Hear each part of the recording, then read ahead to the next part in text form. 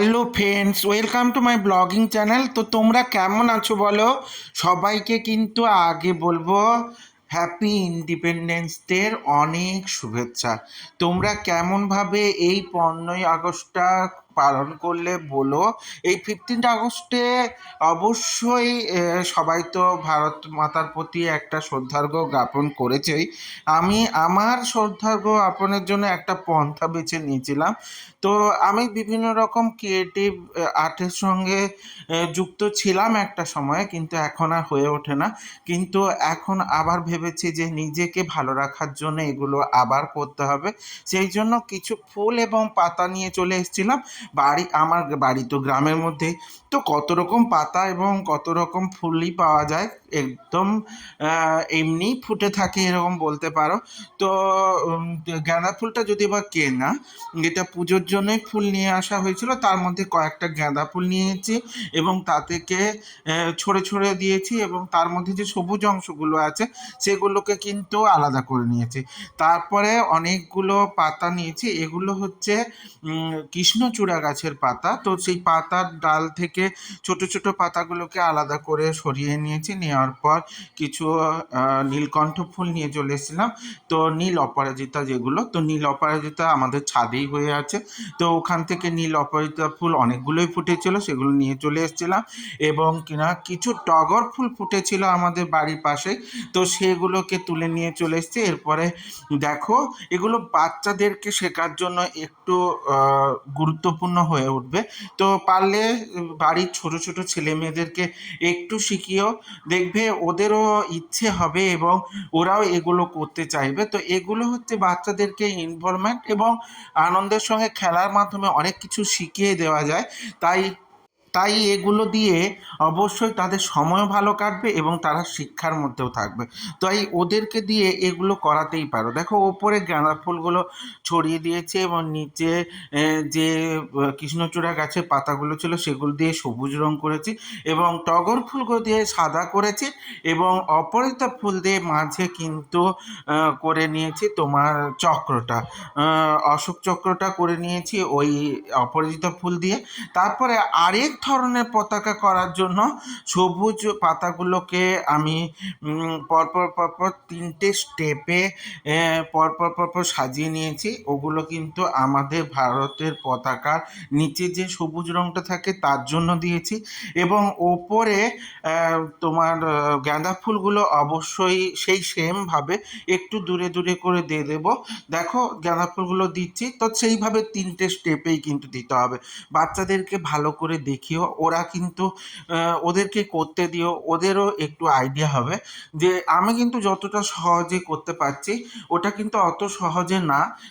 একটু কিন্তু সরে টরে গেলে সেগুলোকে ঠিক করে দিতে হবে, কিন্তু বাচ্চাদের একটু শেখাতে শেখাতে হয়ে যাবে। আমার মনে হয় তোমাদের বাড়ির বাচ্চাদেরকে এইভাবে শেখাতে পারো এবং এগুলোর মধ্যে ইনভলভ করে রাখতে পারো। আমি কিন্তু আমার ছেলেকে এগুলোর মধ্যে ইনভলভ করে রাখার চেষ্টা করি। ও ছোটবেলা থেকে ছবি আঁকা, গান এবং বিভিন্ন ধরনের মডেল তৈরি আর এগুলোর মধ্যে যুক্ত থাকে, সঙ্গে ফটোগ্রাফিটাও ওকে শেখানোর চেষ্টা করছি। এইগুলোর ফটোগ্রাফি কিন্তু ওই করেছে, ওই ভিডিও ধরে দিয়েছিল, এগুলো কিন্তু মৌলি ধরে দেয়নি, ওকে দিয়েই শেখাচ্ছে, যাতে শিখতে শিখতে শিখতে শিখতে একটা টাইমে ওর আগ্রহ বাড়ে এবং এগুলো সম্পর্কে আইডিয়াও তৈরি হয়ে যায়। তো এগুলো কিন্তু বাচ্চাদেরকে তোমরা শেখাতে পারো। এবং উপরে দেখো, অশোক চক্রের জন্য সেমভাবে আমি অপরাজিতা ফুলগুলোকে অ্যাপ্লাই করে দিয়েছি এবং মাঝে টগর ফুলগুলো দিয়ে সাদা অংশটা করে নিচ্ছি। আর নিচে ব্যাকগ্রাউন্ডটা যাতে ভালো করে ফুটে ওঠে তাই একটা কালো রঙের ওড়না পেতে দিয়েছি, যাতে কিন্তু সুন্দরভাবে জিনিসটা ফুটে ওঠে। তো এরপরে কিন্তু আরও অনেক কিছু করেছি, তো যেগুলো তোমার মানে ছোট ছোট ক্লিপ আকারে নেওয়া আছে, পুরোটা কিন্তু নেওয়া নেই, কারণ অতটা ক্লিপ নিতে গেলে অনেকটাই সময় লেগে যাবে। তো এবং ভিডিওটা খুব লেংদি হয়ে যাবে এবং দেখতেও ভালো লাগবে না। তো সেই অনুযায়ী ছোট্ট ছোট্ট ক্লিপ নেওয়ার চেষ্টা করেছি এবং ছোট্ট ছোট্ট ক্লিপের মধ্যে দিয়ে তোমাদেরকে দেখানোর চেষ্টা করেছি এবং যাতে বাচ্চারা শিখতে পারে তার জন্য একটা টিউটোরিয়াল হিসাবেও দেওয়ার চেষ্টা করেছি। মানে মেনলি হচ্ছে সময়টাও ভালো কাটবে এবং ওরা কাজের মধ্যেও যুক্ত থাকবে এবং কোনো কিছু শেখার মধ্যেও যুক্ত থাকবে। দেখো জিনিসটা অলরেডি রেডি হয়ে গেছে, তো কেমন হয়েছে অবশ্যই জানিও। তো তোমাদের মতামত তো খুব গুরুত্বপূর্ণ, অবশ্যই জানিও। তো এইটা একটা মডেল ছিল এবং আগেরটাও একটা পতাকার শেপ দেওয়ার চেষ্টা করেছিলাম। তো এরপরে যেগুলো করব সেগুলো অনেকটা বড়দেরও ক্ষেত্রে কাজে লাগবে এবং ছোটদেরও ক্ষেত্রে কাজে লাগবে। তো এটা এই আর্টটা তো আমি আগেই করেছি মহাদেব আঁকার সময়, সেরকম গাছের পাতা নিয়ে চলে এসেছিলাম। এগুলো কিন্তু কদম গাছের পাতা, এটাও কিন্তু আমার বাড়ির কাছেই কদম গাছগুলো পাওয়া যায়।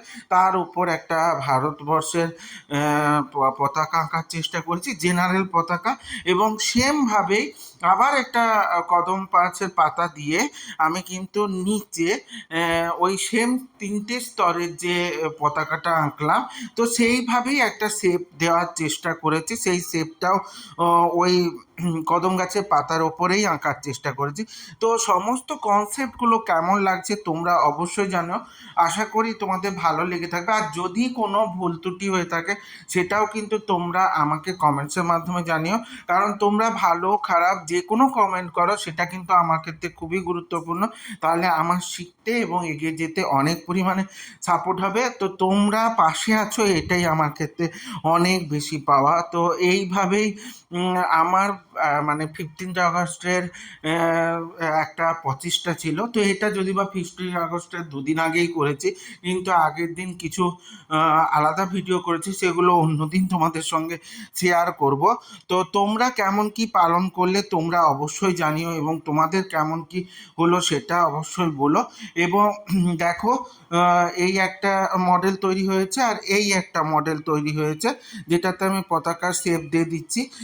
তো এই দুটো মডেল তোমাদের কেমন লেগেছে অবশ্যই জানাবে, এবং তোমরা কেমন কি পালন করলে সেটাও অবশ্যই বলতে ভুলে যেও না। তো এইভাবে আমার ভিডিওগুলোর সাথে জুড়ে থাকতে গেলে লাইক কমেন্ট শেয়ার করে দিও। আর ইউটিউব থেকে যারা দেখছো তারা অবশ্যই সাবস্ক্রাইব করে দিও, এবং সাথে থেকো, সঙ্গে থেকো, এবং আমার পাশে থেকো। আর কমেন্টগুলো করতে ভুলে যেও না কিন্তু। দেখো এটাও তৈরি হয়ে গেছে, এবার এটাও দিয়ে দিয়েছি। তো এইভাবে সাথে থেকো, সঙ্গে থেকো, জুড়ে থেকো। টাটা।